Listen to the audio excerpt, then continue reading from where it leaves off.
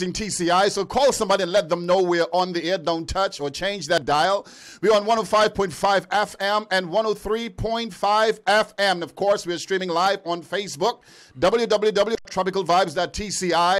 Hey, listen, as always, we like to start with a word of prayer, so let us start off on the right foot. Father, we just want to say thank you for today. Thank you for life, for breath, for strength. We take it not for granted, God, that you've given us all of those blessings. We commit the show into your hands. Father, you be high, you be lifted up. We bind the hands and plans of the enemy, every spirit of distraction. Lord, let truth prevail. Let honesty come forth in Jesus' mighty name. Amen. I just want to say a very quick hello to those of you over there in the nation's capital, Grand Turk. Hope you guys are doing okay. And of course, my beautiful brothers and sisters down there in Salt Key, and of course the Big South, South Caicos, and of course down to North Middle, and of course Middle Caicos, North Caicos, Parrot Key, Pine Key, Providenciales, the bread basket for the Turks and Caicos Islands, and of course those of you who are down there in West Caicos. Hello, how are you today? And as always, I'm sorry for the quick introduction today, but as always, I just want to say hello to everybody. And of course, let us remember to pray for those persons who would have lost loved ones and those persons who are sick and in the hospital today. We pray that God will indeed raise you up and, of course, give you strength and health. And, of course, I'd always like to remember, I call her my little golden girl, Amber Mizik over there in New York. I'd ask that you remember to pray for her. And, of course, to Lyndon Forbes in the hospital today, and Mr. Quick, Brian Williams over there in Nassau, and Marcia. And all of those persons who are not feeling well, I pray that you would pray with me and those that know the worth of prayer to remember them, that God will restore them and raise them up off their sick beds. And of course, hello to all of you, not just my local listeners, but of course to my international listeners. You know who you are. I just want to say hello because I want to apologize for our late start today. Nevertheless, let's get on with the program.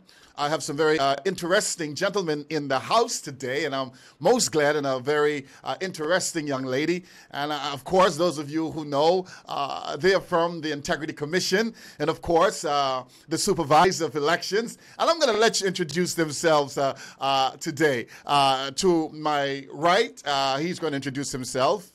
My name is Lister W. Lewis, and I'm the Supervisor of Elections for Turks and Caicos Islands. Hello, Turks and Caicos, and all our other listeners internationally.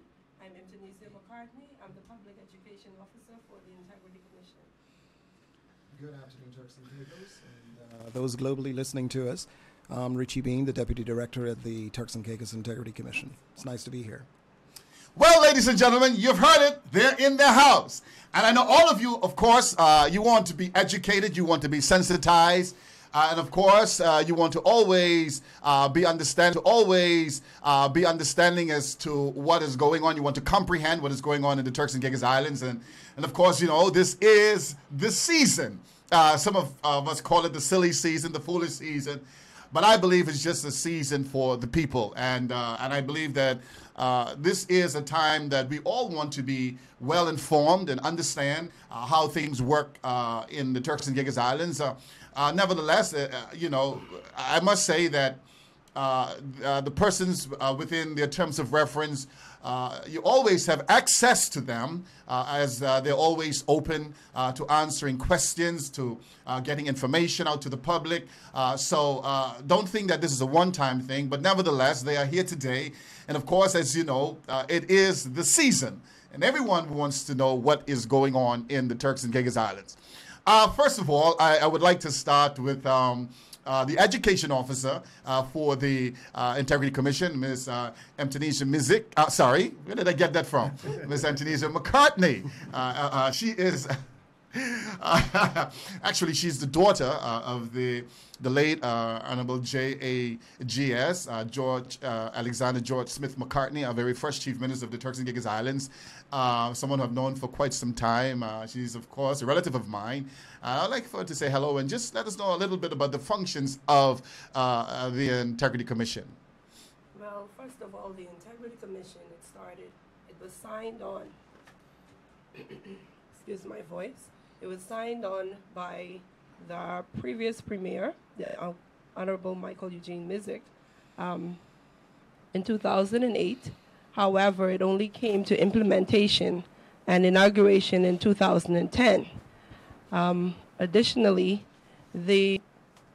basically speaking, simply put, the main role and function is to promote integrity, honesty, and good faith in public life, to hold those persons who have committed themselves to serve the Turks and Caicos Islands and accountability and responsibility for the actions that they take. And all of us as public servants, those of us who serve the community, we're called to act in selflessness, with honesty, integrity, openness, and to be accountable for the decisions that we make and to lead by example. But the functions of the Integrity Commission is to, of course, receive any complaints or reports of any acts of corruption, and we can always go through all of them, but you can refer to the Integrity Commission ordinance. It also seeks to work with departments, and persons tend to forget that part of it and only think of the locking up and the arresting part, but we're also here to be of support and to work with each other to ensuring that persons who say that they're serving, that they serve with honesty and integrity, and that all persons are treated fairly. One of our other functions is to receive declarations, and this is just for specified persons in public life according to Schedule 1, and there is a whole list from the Deputy Gov downwards, all the directors, heads of departments, permanent secretaries, and so forth. There's a long, exhaustive list there. And also there's something called the Registry of Interest, which is different to the personal assets and liabilities that you would disclose during your financial disclosure, but there's also the Registry of Interest for our House of Parliament, those persons who serve in the House of Assembly who will state all of their partnerships, their assets, and whatever businesses they would hold. We also seek to, yes, political financial activities is also on the list as well. And additionally, to, as I said, to investigate any complaints or reports of an act of corruption. This is just not hearsay or somebody making up any stories. It has to be, of course, well investigated. There has to be facts, dates, times, government officials involved, and the gamut of details. It has to be specific and they have to be factual.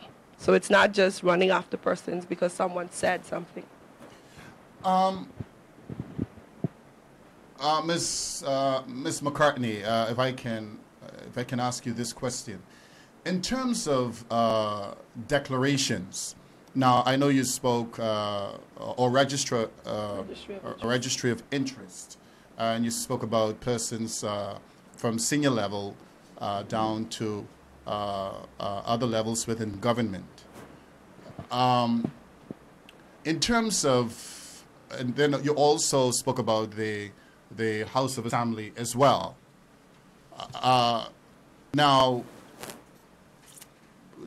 persons who are looking to put their name on the ticket independently as an independent candidate or a person who's starting up a new party, are they required to are they required to also register their interests as well? Yes, sir. They're, upon registering, whether they're going to be an independent candidate, be it representative district or at-large candidate, yes, of course, they're expected and required, of course, to fill out the form so that they too can receive their declarations to say that they are, oh God, looking for the word. They have been approved by the Integrity Commission. Right.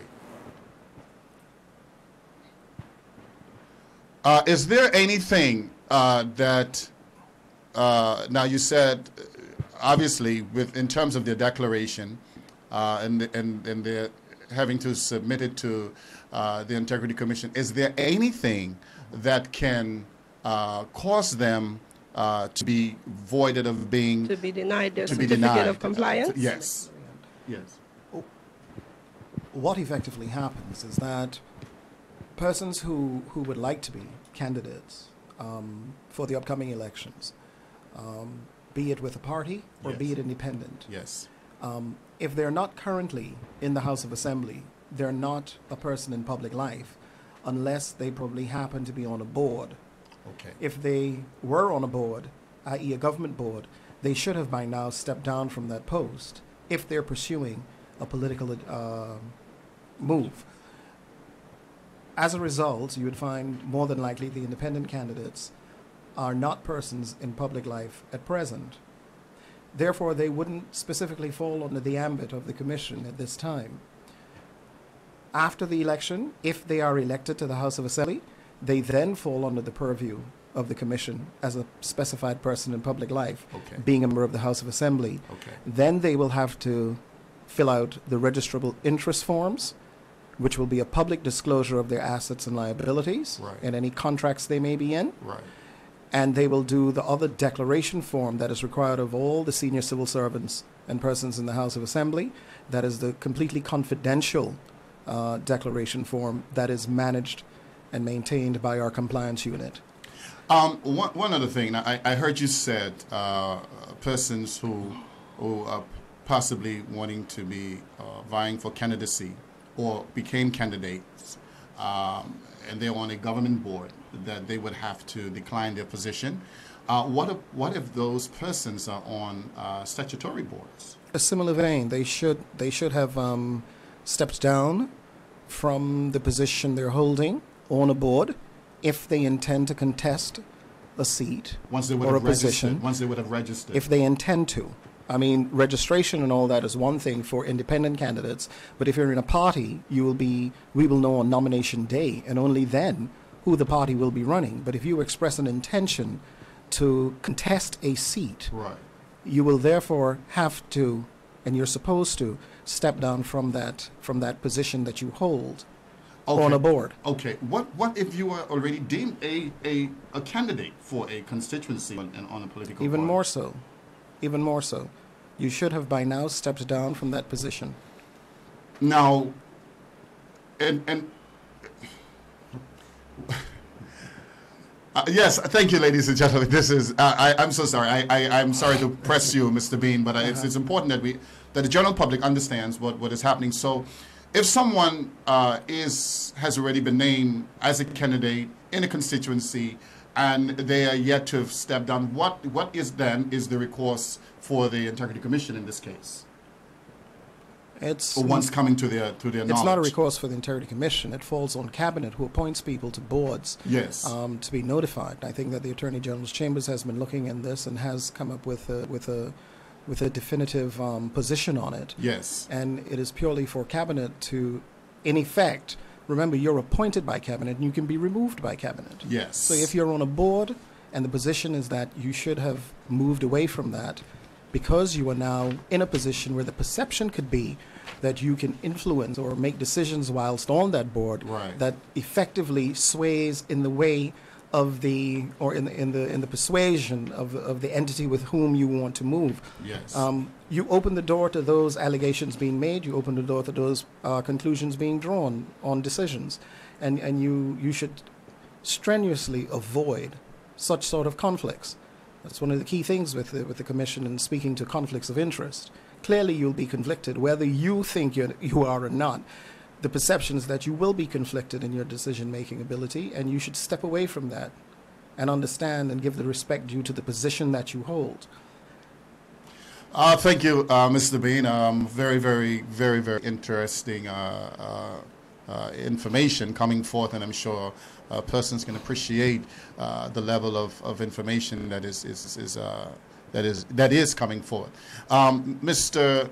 Lewis, the Supervisor of Elections, what is your main what are your terms of reference in terms of election preparedness and for the Turks and Caicos now that we are heading into a general election? Okay, basically I have to make sure that a register is prepared, and that register for this election has been prepared.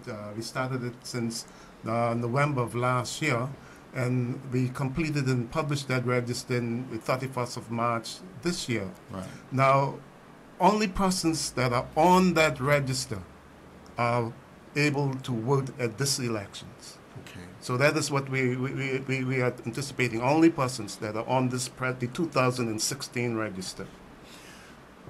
Okay.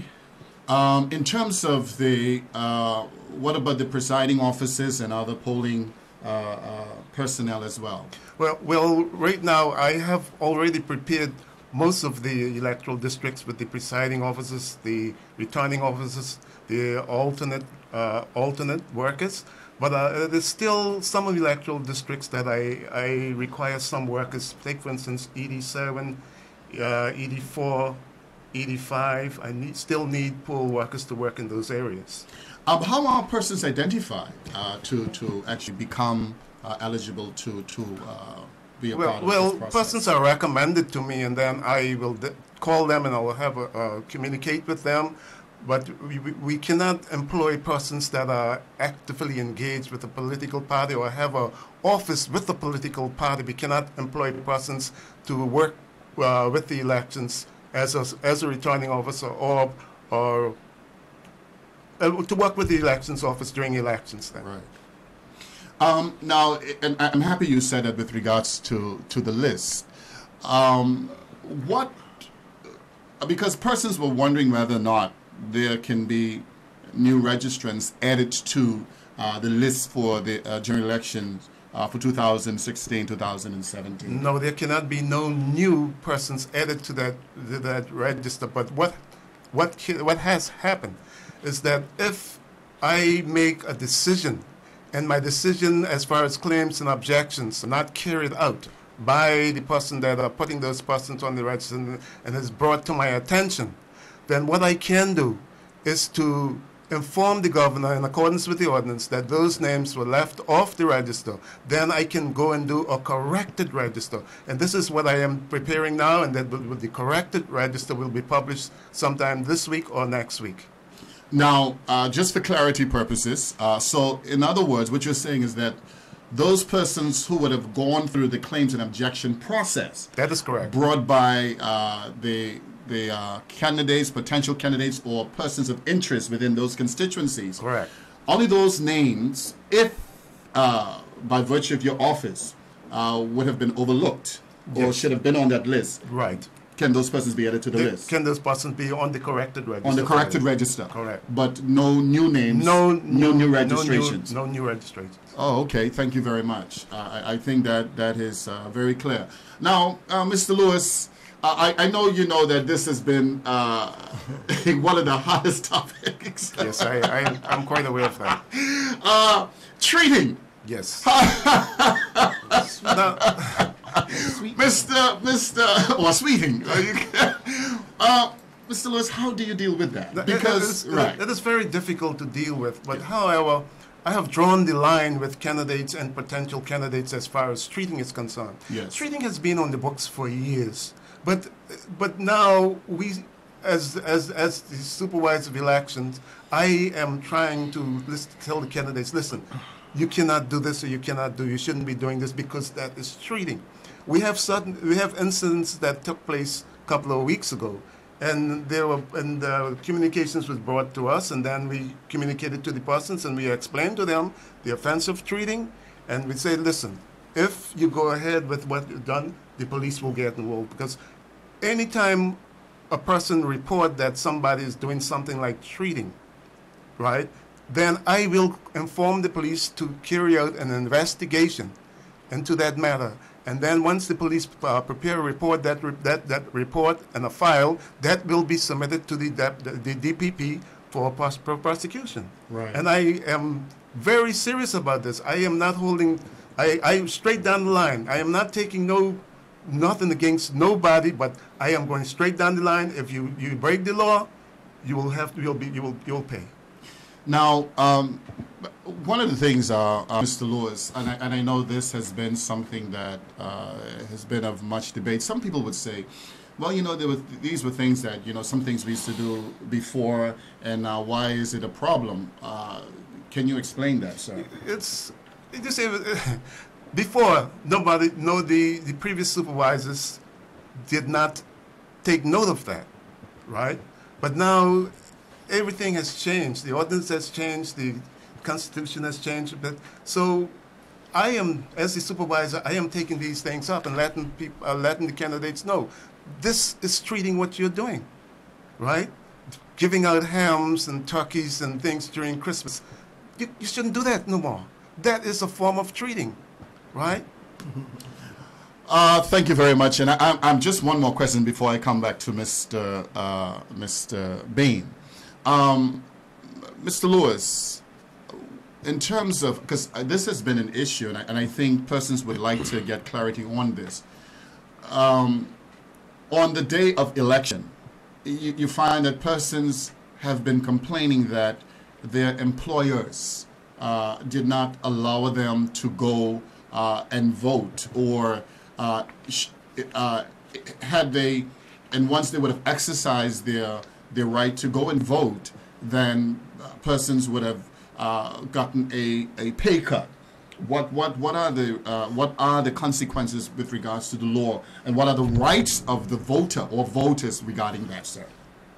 All employees should allow their employee to a time off to vote.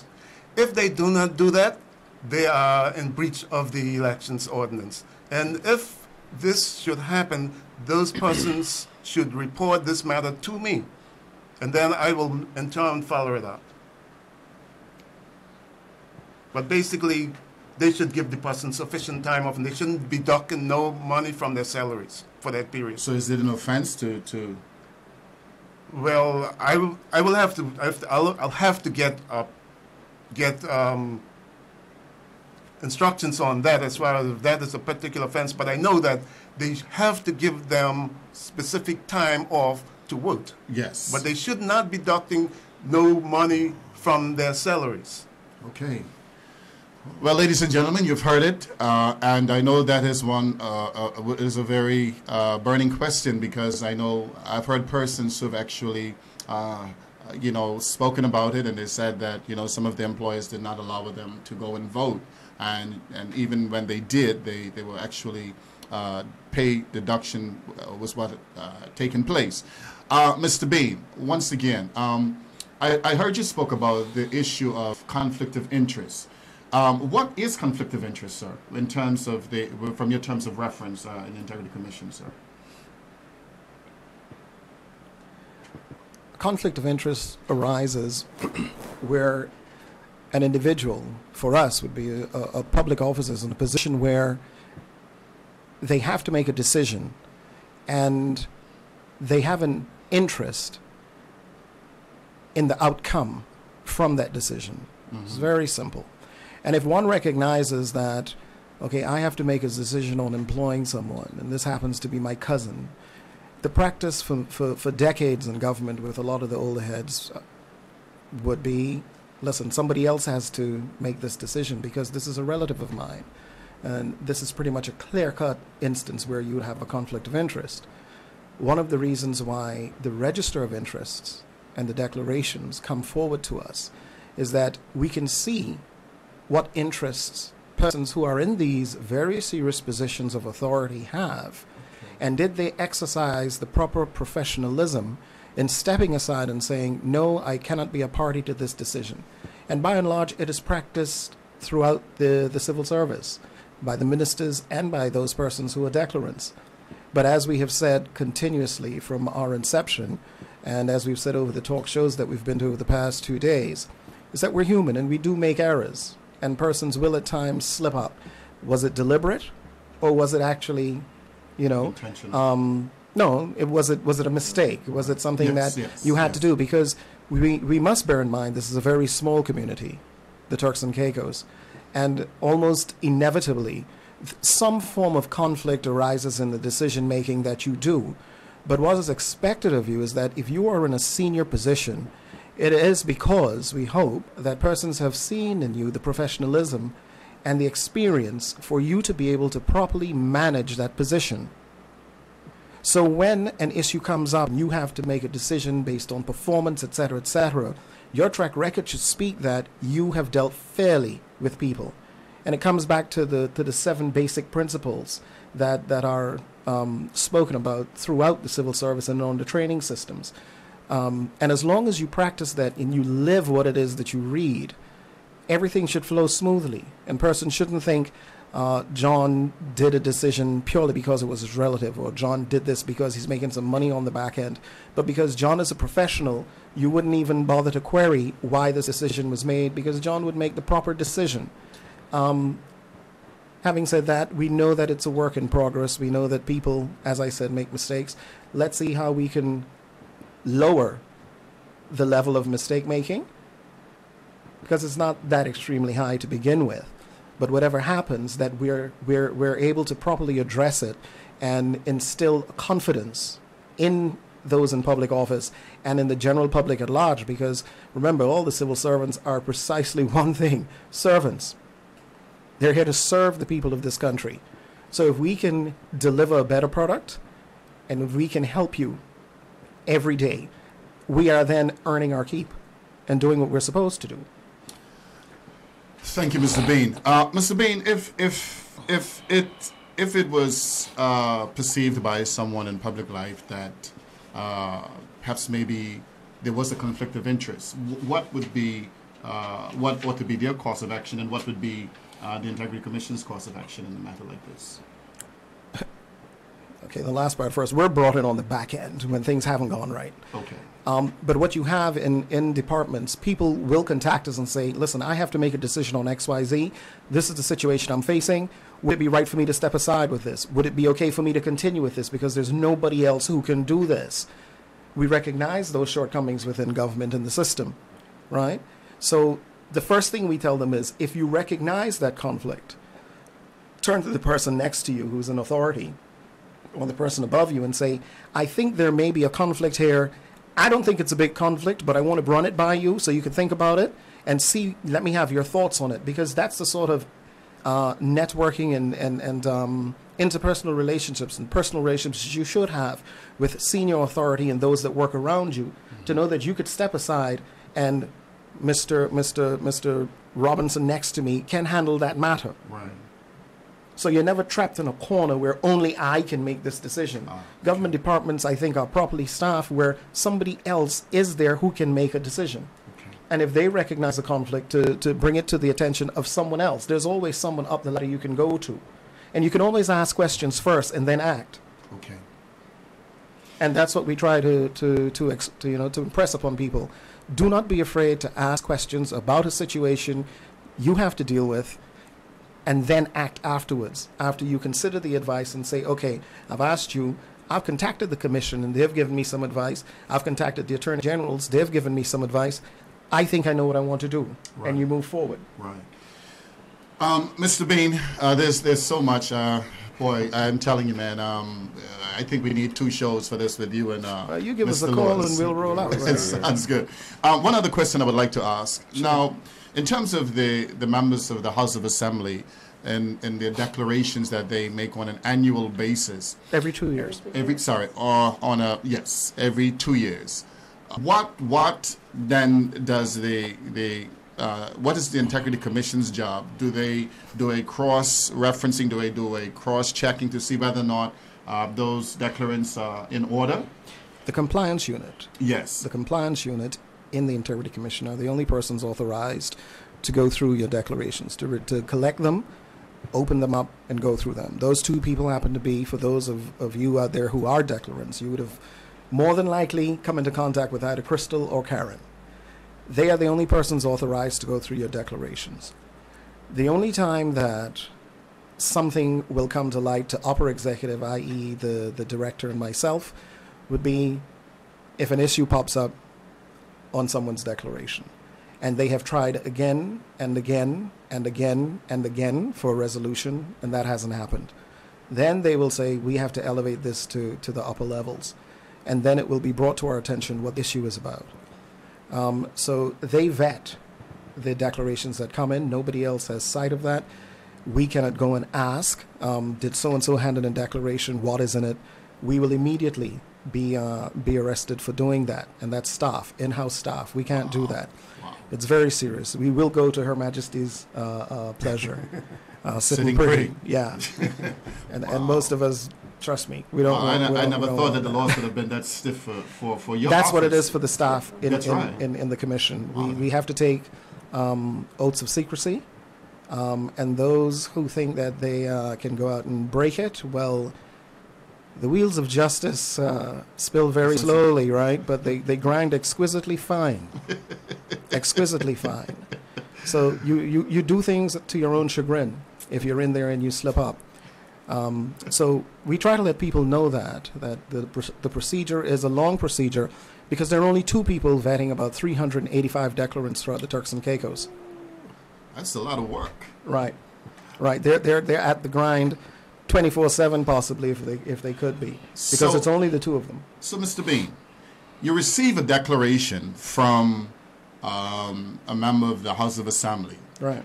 From the Premier to the nominated member to the ex officio member, of course, inclusive of the Speaker. And there is a complaint lodged. I know, I'm aware that your office speaks to the border lines and the length and breadth of the Turks and Caicos in terms of your investigative writ. Does it allow your terms of reference to go outside of the Turks and Caicos in terms of investigating issues that might have come to your attention? In terms of persons submitting declarations that perhaps may be false in nature, or maybe not? Yes.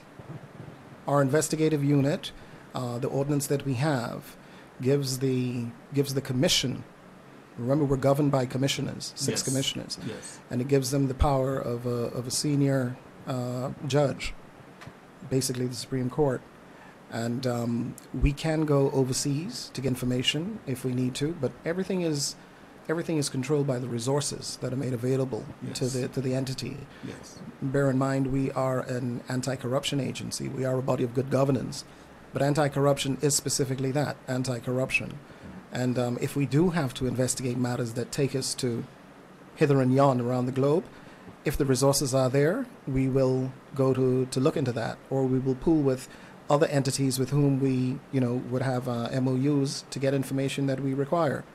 That's the importance of it, because the civil service of the Turks and Caicos is manned by persons from overseas as well as locals. And those persons return home, and those persons are not perfect, and they too make mistakes, and they too probably do things deliberately. So it's no good having someone who can do things whilst in government, pick up and leave the country and say, oh, well, there's nothing we could do because they've gone back to wherever they came from. No, we'll look into that. We'll deal with things how we need to deal with them.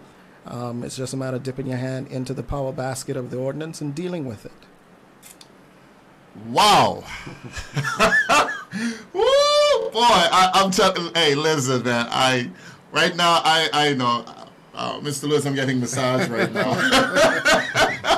That's really amazing. No, because one would have thought that persons could perhaps maybe come and work, do things, run away, because they're from another country, and then it dies right there because they leave the Turks and Caicos. Of course, ladies and gentlemen, my brothers and sisters, here you have another side. We're being educated, and I really didn't know that. And of course, obviously, they're like Mr. Bean said, the wheels of justice might, of course, spin slowly, but they do get to where they need to get to. Coming back to you, Mr. Lewis. Sure. One of the things right now we have is spending, expenditure. And it has been a very serious issue, because persons have, they believe that in terms of the all-island candidates, and there are persons who are running as all-island candidates, and there are persons who are independent all-island candidates.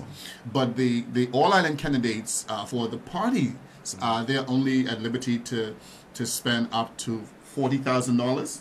Yeah. And yes, sorry, Mr. Bean, this is right. It comes over $40,000, and the independent Lewis doesn't want to take that. Trust me. And the all-island independent candidate spends up to $100,000. Correct. But now the leader of the leader of parties have up to $100,000 to spend. Right. But persons who are all-island candidates are saying that as all-island candidates, they believe that they should be spending up towards over $100,000 as well. Why that, and not as opposed to the Why $40,000 as opposed to $100,000 for all island candidates? That's a good question. I think that all island candidates who fall within the party machinery, Yes. because the ability for the party to go and generate funds far exceeds the ability of an individual candidate or independent candidate going and generating funds. And also you have in the party mechanism the whole administrative division that can handle things for candidates. However, an independent candidate, he's on his own, as they've come to understand when they met with us a few weeks ago, that the onus is totally on the shoulders of that independent candidate. We don't want to talk to anybody else affiliated with them or anything. It is just that person to whom the ordinance and the commission will turn for every single bit of accounting and every answer to any question we have. Wow. Right? So I think that is why, in the party sense, the all island candidates had the 40,000, but for the independent candidates, it is 100,000 for around the islands, because we recognize they need to do more on their own in terms of having staff, et cetera, than a person who's connected to a larger machinery can. As I think we understand, Mr. Trump, and most welcome to see you. Years for finding out, Yes. Keeps it going. Okay. But having said that, though, it is something that they have discussed with us. And persons must always remember those ordinances are to be revisited. If it's not working the way you think it should work, we talk about it, we discuss it, we see what the alternatives are. So it's not set in stone that those numbers will stay at that level. Things can change, but it's through meaningful dialogue and a commitment to actually work with the changes that need to be put in place. Right? Mr. Lewis, one of the things is that bribery is something that is front and center right now, and that is something apparently that is obviously on. When I say on stream, persons being hearing of this, but they don't understand. Is bribery just committed by the person who is trying to induce, or is bribery also committed by the recipient of the inducement? I think it's really by both parties. Right. And as you know, that they're kind of changing the bribery ordinance as we speak. Okay. And all of these things are going to be revisited, right? I don't know what time it's going to be enacted, but they are changing the bribery ordinance. I think that in going a bit further, we've never actually had a bribery ordinance, right? And we are now in the process, and I think the second reading is supposed to be this week in the House of Assembly, for us to have our comprehensive Turks and Caicos bribery ordinance in place. It's one of the things that the Commission has been working on along with the DPP and the Attorney General's chambers for the past 24 months. We wanted it to be in place far sooner. However, it is here, and it is up for discussion.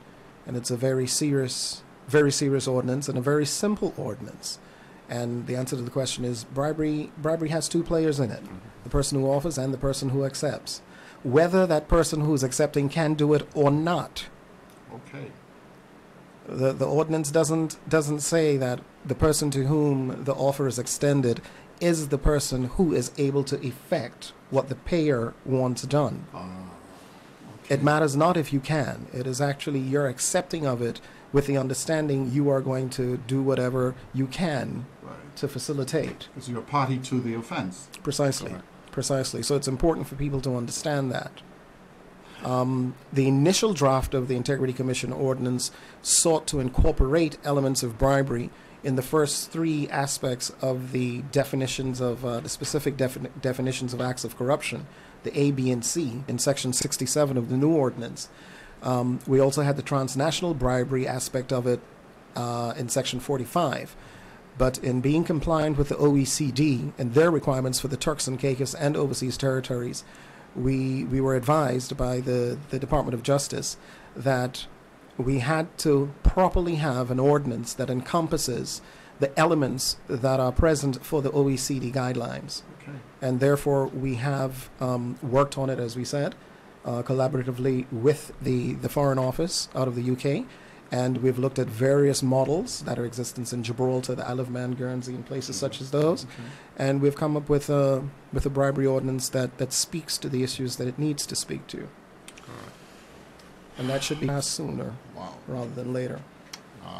Thank you, Mr. Bean. Mr. Lewis, there are two things. Now, I know we spoke earlier about the list for this coming election. Is it possible? Well, let me rephrase it. Anything's possible. Okay, it is. At times, you would have had persons that would have showed up on the list who one that might be dead, and you might have a person with similar name showing up to vote on election day, stating that they're that person. What happens in this case? Or you might have a person on the list who doesn't live in the Turks and Caicos or hasn't qualified for the 2 years or the 12 months prior within the last 2 years to be on the list, or they have been living out of the Turks and Caicos for the past 4, 5, 6, 7 years, but they show up on the list and they came home to vote. What are there offenses against it, or is it are they allowed to vote? Okay, let me say this. Right. We get a report from the Register of Deaths and Births Right. Every month. And what we do is we clean the list. We take all of those persons that are dead off the list, right? So those persons who are dead wouldn't show up on the list, Right. on the register, I should say, Right. right? But if a person is away from the islands, right? Remember, we go through a claim and objections period. Right. And if that person, nobody object to that person's name on that list, that list when we have the claims and objections, Right. and that person's name appear on that register, there's nothing you can do. We have to allow that person to vote. Oh, okay. Even if they're dead. Not if they're dead. I'm saying that we clean up the register. We take the dead people off. But if a person is actually on that register and the day of elections, yes, even though it may be out of the islands, right. if we come in to vote, we can't say, hey, you be out of the islands 2-3 years. Or let's say somebody been in the line 6, 7, 8, 9, 10 years. Well, there's a claim and objection process. No, but what I'm saying, I can't take a person off the register. No, I'm not saying that you can take them off. Mm-hmm. So on that day of the election, can the interested person ask someone to take an oath to say that they have met the qualified period? They can. This is now a question for the presiding officer, right, to deal with that issue. Okay. He have the responsibility to say whether he will allow that person to give that person a ballot paper. Okay. The buck stops with him there. Oh, okay. That's very interesting, Mr. Lewis. One of the other things, Mr. Lewis, is that in terms of, because, and I think it is very important for many people to understand and to know, if you so on that day, if the presiding officer, with the information coming to them that John Brown has been living out of the territory for the past 5, 6, 7 years, and they came to vote, and they can basically give that information, can you allow, would the presiding officer have the last say even with that as well? He will have the last say, because he will have to make a decision whether that person should have be given a ballot paper. Right. But what I'm saying is that as long as that person's name is on that register, right, you cannot refuse or prevent that person from voting. Okay. The other question is, what are some of the, if your name is on the paper, on the register, right? What are the requirements for you on election day? Do you need to come with your voter's card? Your belonger card? It is not a voter's card. Everybody think that it's a voter's card. Your belonger card. It's a belonger card issued to you by the Ministry of Border Control, right? And what I should say, only Turks and Caicos Islanders are allowed to vote on election day, and only Turks and Caicos Islanders are on that register. Right. Okay. So what if you don't have your belonger card? Can you produce any other kind of you can produce two other forms of identification. You have to produce two, not one. Yes, you can produce. What I would advise is at least you come with more than one piece of identification. Okay. Because one piece of identification may be refused. Okay. So if you can have two other pieces of identification. You can bring your passport or something like that. Your passport, but a birth certificate is not a form of identification. Okay, thank you very much, Mr. Lewis. I think that, and I think that is one of the things that persons were asking. Now, one of the other things, Mr. Lewis, is that there were persons who was on the list the last election. Correct.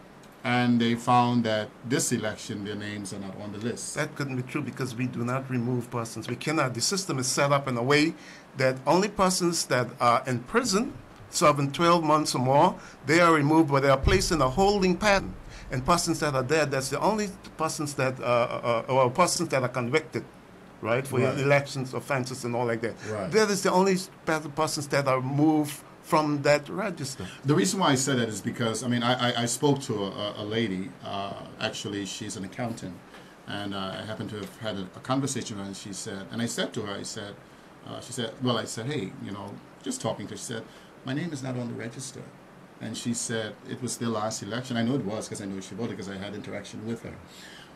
In a situation like this, what would you ask those persons to do if they would have voted last election, and when the register now is produced, their names are not there, what they ought to do? Okay, when we produce the list, we say to persons, if you do not see your name on that list, please come in and prepare a form so that we can get your name on that list. If that particular person, even that particular person would contact me now before I produce the corrected register, and I can see that it was a mistake on our part, right? I will add that person's name to the corrected register. Okay. But like I say, we cannot move persons. The system is set up in a way we can't move persons from that register. Okay.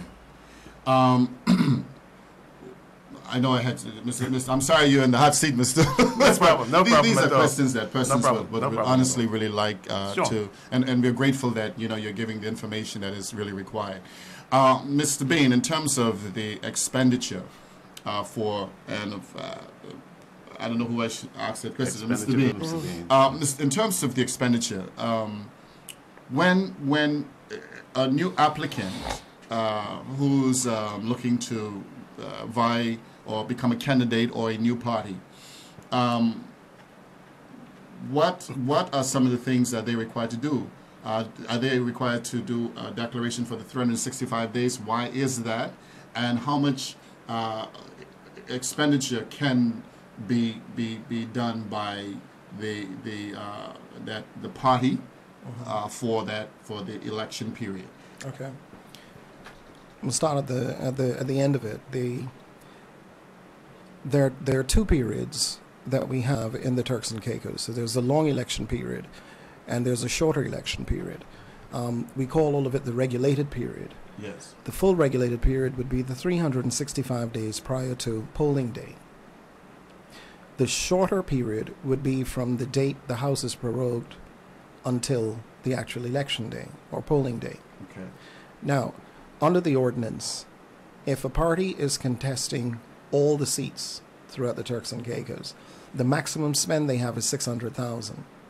And even though it says $10,000 for each electoral district, $40,000 for all island candidates, $100,000 for the leader, the commission is not, and the ordinance does not say it only has to be that specific $30,000 per candidate, $40,000. Within your $600,000, if you have that, because the last election, the parties, I think the top was mid 300s, and then 200 odd and 100 odd $1,000. So nobody spent 600,000 at the last election in 2012, right? And they didn't have that sort of income either. Are you kidding? The statement of accounts are issued every year. Wow. They're there. You can go to our office and look at it. And their expenditure was published, right? So how they spend that 600,000 is totally up to them. That's if they're contesting all the seats. If they're not contesting all the seats, well, you will know how much you have to spend based on the seats that you're contesting and which ones they'll be. Right. Right? So that pretty much covers how they spend. For the independent candidates now, the day they register, and they have up until 5 days after the House is prorogued, right? The day they register, they could do it tomorrow if they want to, or they could do it way down then at the last day. They have to bring to us all accounting records of monies they accepted from the people in the form of donations or kind. Right.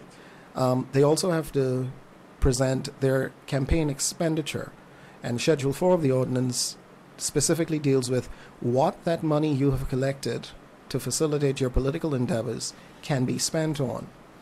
So they have to present that for the 365 days prior to their registration date.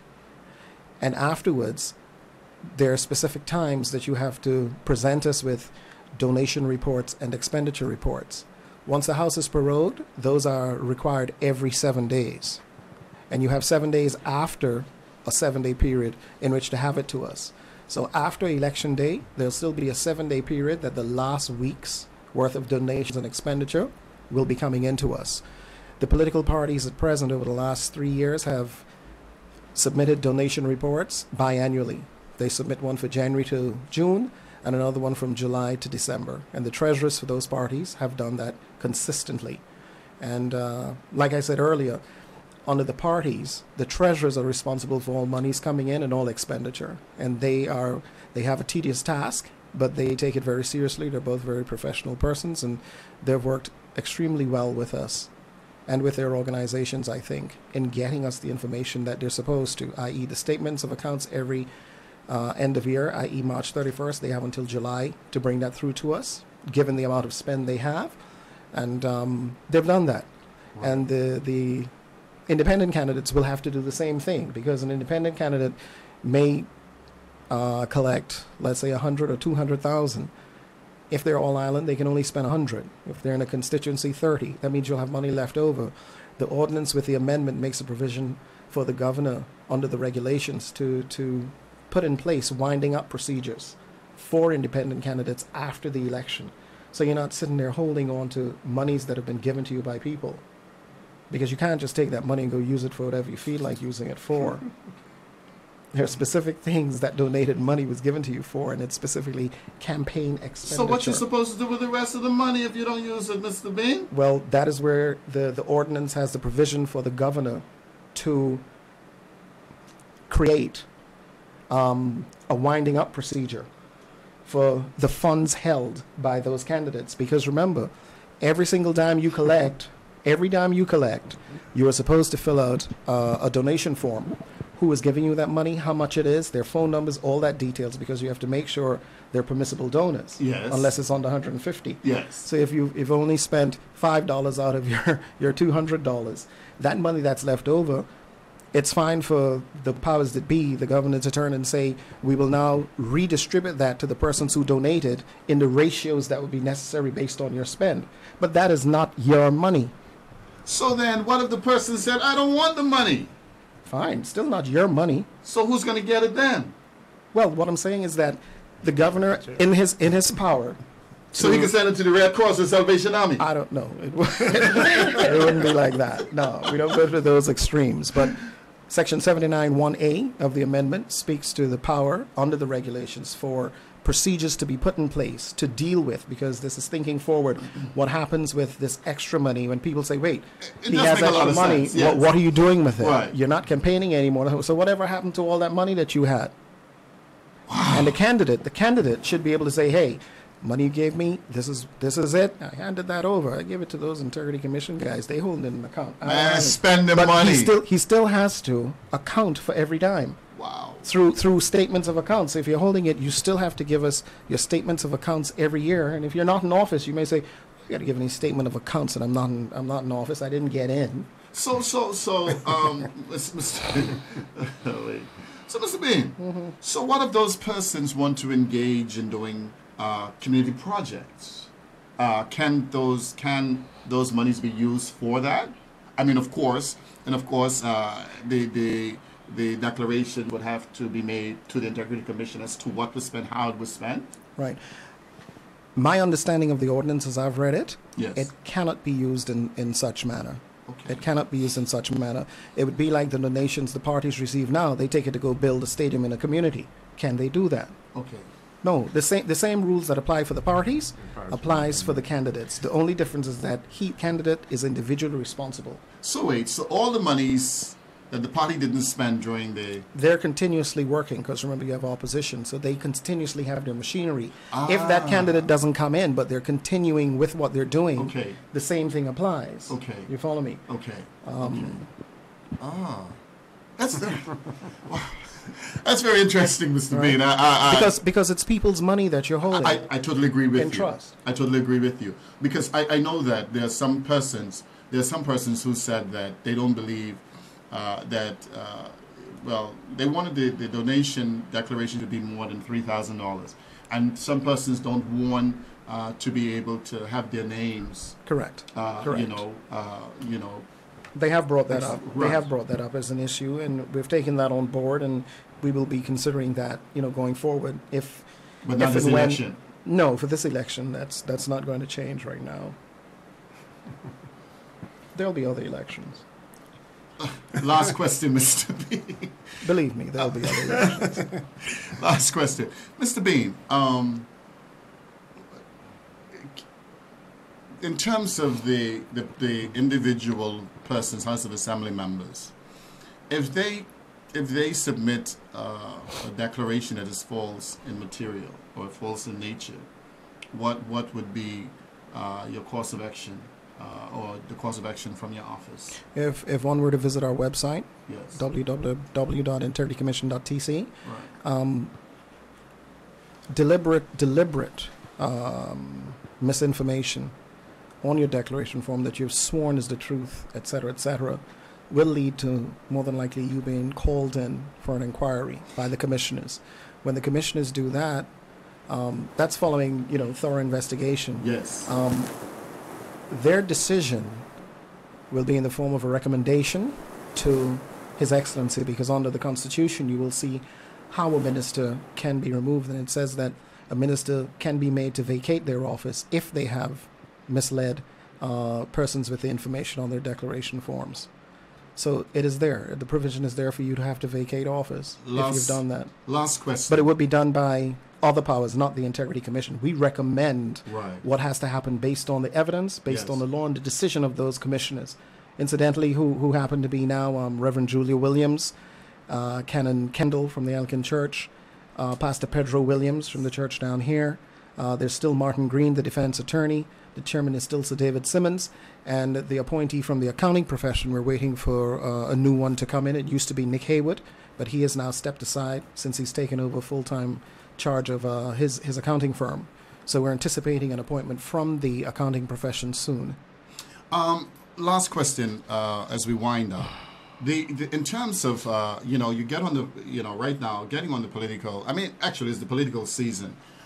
And the persons who are candidates, persons who are party leaders, is it an offense for persons to get out there and say things that are false in material and cannot substantiate their claim against the claims that they're making? Is it an offense that is undertaken by the Integrity Commission?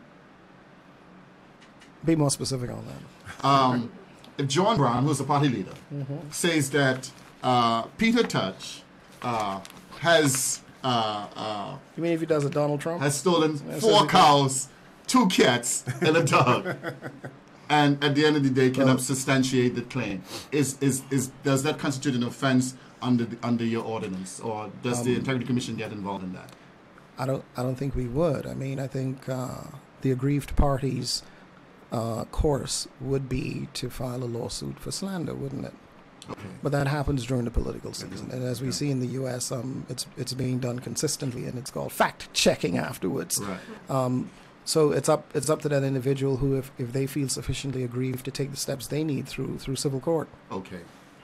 But it's not something that we will jump on and say you did X, Y, Z. Okay, then you obviously.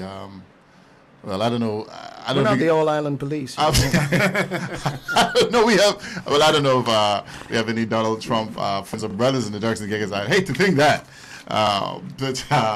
but anyway, ladies and gentlemen, this has been a very informative show. I really wanted to go on some more, but these gentlemen and lady, they have to come back. Indeed, please. I'm going to hopefully have them back. Hopefully before the date is called.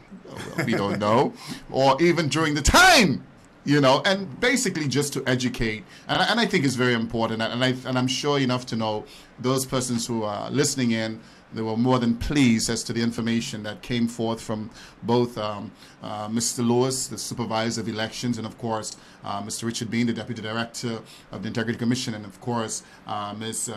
Mtunisia McCartney, the Education Officer for the Integrity Commission. My brothers and sisters, this has been Raising TCI, and once again we are more than happy to have came to you, and as always we're on from Monday to through Thursday, 12 p.m. to 1 p.m. Thank you, God bless you, and do have a wonderful, wonderful, wonderful evening. The views and opinions expressed in the preceding program are the show host, their guests and callers, and not the views or opinions of Tropical Vibes 105.